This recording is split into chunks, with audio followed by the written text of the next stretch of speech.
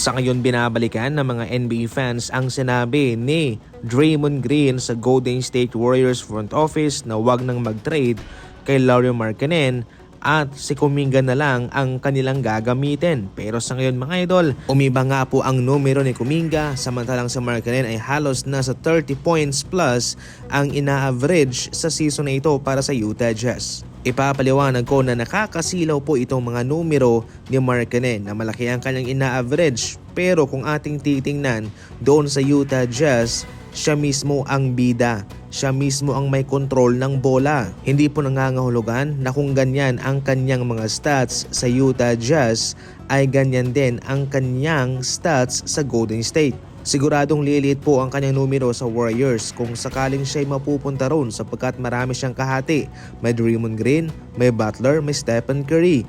Paano na siya makaka-average ng 30 puntos bawat laro? Kung si Kuminga ilalagay mo sa posisyon ni Markkanen doon sa Utah Jazz ay paniguradong mag-a-average din po siya ng malaking numero. Para kay Draymond Green, ang kanyang punto lang dito sa ngayon ay hindi po nila kailangan ng isa pang star player sa kanilang kupunan. Ngayon ang kanilang kailangan ay katulad ni Kuminga, isang role player na dapat na mag-step up pero so far hindi naman. Ikaw, ano ang komento mo patungkol dito? Nagkamali ba ang front office kay Markkanen na hindi nila itinuloy ang trade na to?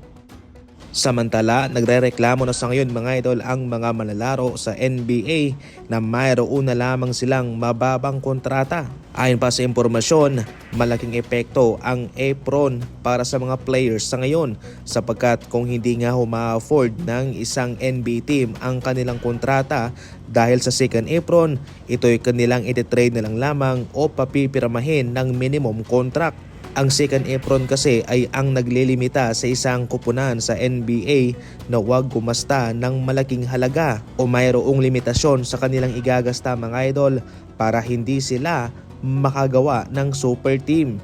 Kaya sa ngayon, itong si Tyus Jones nagreklamo na maliit na lang daw ang pera. Samantalang yung kay Norman Powell naman, kung hindi raw dahil sa second apron ay siguradong siya'y nasa Clippers pa at nakatanggap ng extension kaysa sa Miami Heat kung saan siya i-trade dahil sa apron. Ayon naman kay Larry Nance Jr., sa ngayon ang mga players ay binabudget na talaga yung kontrata.